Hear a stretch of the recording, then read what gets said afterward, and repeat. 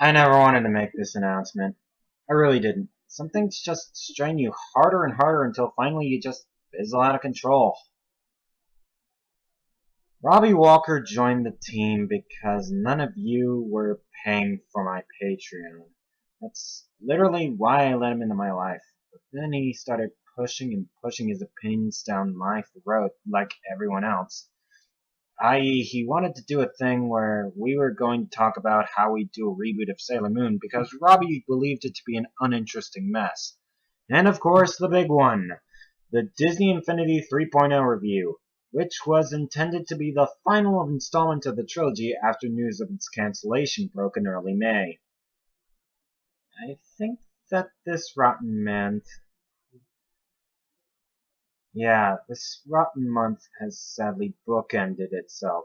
When Disney Infinity died, so too goes Fandom Arson. To be frank, this June 11th is the final Fandom Arson ever. I'll give the trolls the moment to celebrate, just terror-pop my final review at your leisure, but I've got something to pitch for the future of the channel. And now, on with the show. Now that's the best sounding elevator music I ever heard.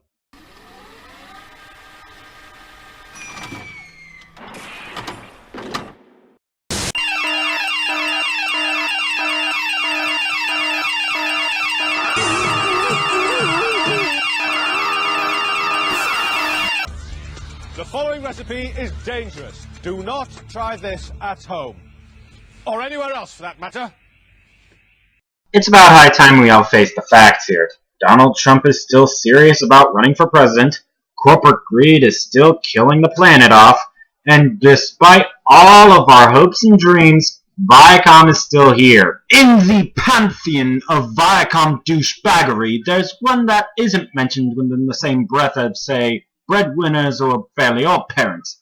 That would be tonight's target, Making Fiends. Based off a comic strip / web cartoon by Amy Winfrey, Nickelodeon picked the show up for 20 episodes to air on Nicktoons, aka the graveyard for shows they don't like. This may be one of the biggest disasters in Nickelodeon's content history, and I've seen Fanboy and Chum Chum and Breadwinners, but did they have a reason for burying it in the ground? Let's find out. So the episode begins with Charlotte's mother driving her to school, where she meets Vendetta. Hello, Vendetta? Vendetta. That's a pretty name. Is it French? My name's Charlotte. I don't care. Ooh, what a cute berry you have.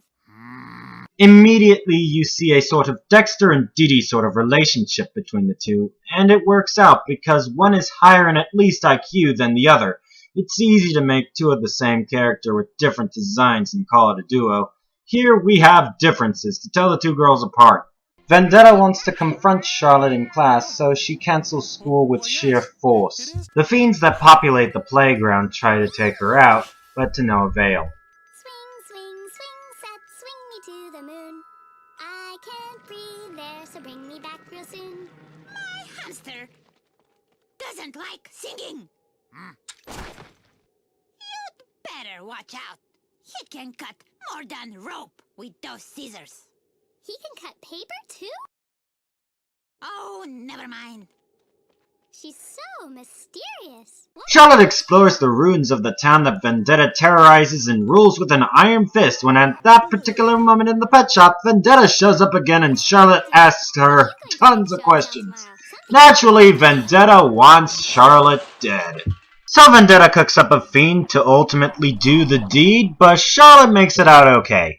And that's literally how almost every episode plays out. Why hasn't this spawned more than 6 episodes? They raped her. They took the 20 web shorts she made, dolled them up all pretty like, cranked out 6 episodes with nothing that the internet hasn't already broadcasted, specifically so they can steal the rights to Making Fiends away from Amy, barring her from doing anything with the characters, and they raped her. I mean, okay, I do not specifically know if they did rape her, but I assure you, if they did, that would be a felony, and thus they could be fired on the spot. The executives, that is. And some people wonder why no one trusts this company with anything.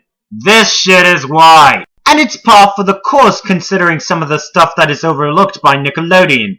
Creators and creations being screwed over, core cut off at the legs, invaders and cat scratching tough puppies wrapped before they even took a breath, modifiers in constant pain scrapped out of malice, a bastardized excuse for eternal power designed to fit within a scheme for tax fraud.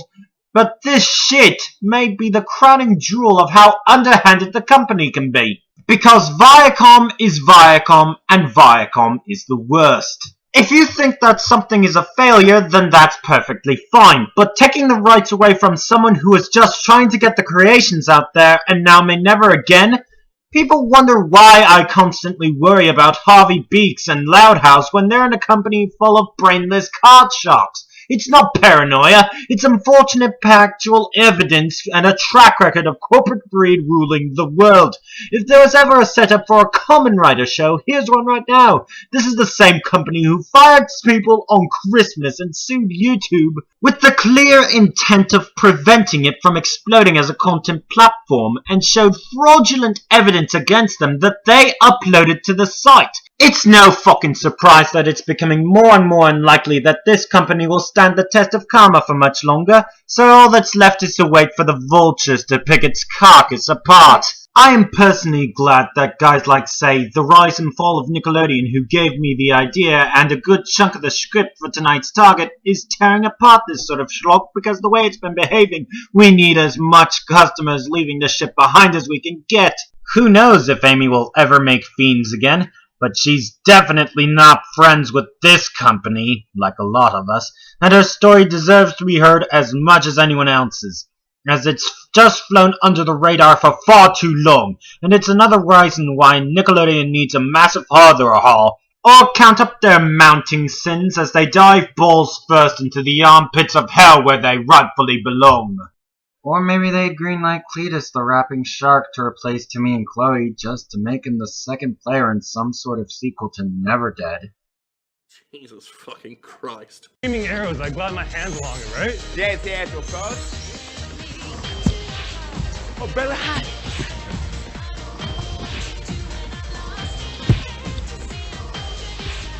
So I see these ripples on screen, so that's where I put my hands and feet, right? Yeah, yeah. I'm at Comic-Con! Flash.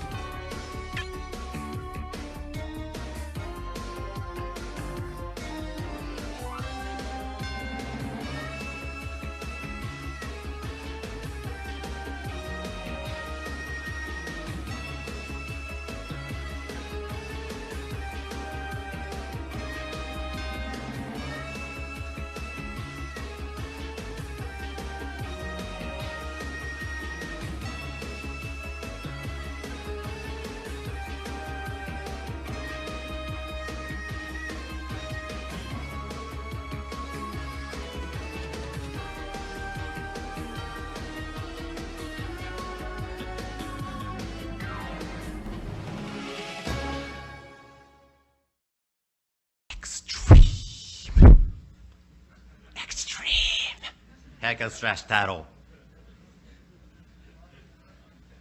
Not funny. Why do cable outlets keep on broadcasting me? All my new shows are shit.